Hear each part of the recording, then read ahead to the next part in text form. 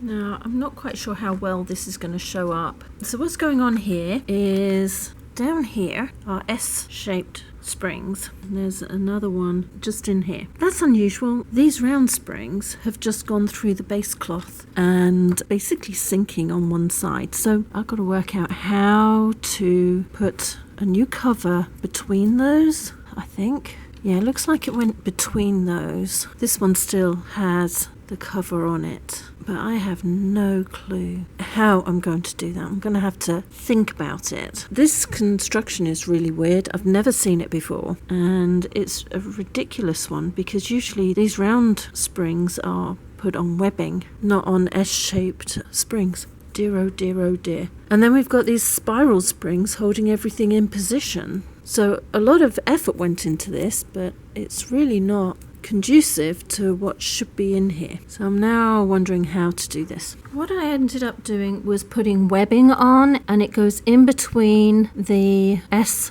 springs. And what that does is it just holds in between, so when these go down, it won't go any further. These ones on this side at the back, they're attached. They're attached to something. And these ones here are not attached to anything. So I've got to sew those two into place, and then I can start rebuilding everything together. Apart from that, it'll just have to do. This will hold. As I say, I don't know why they did it the way they did it. It just doesn't make sense to me.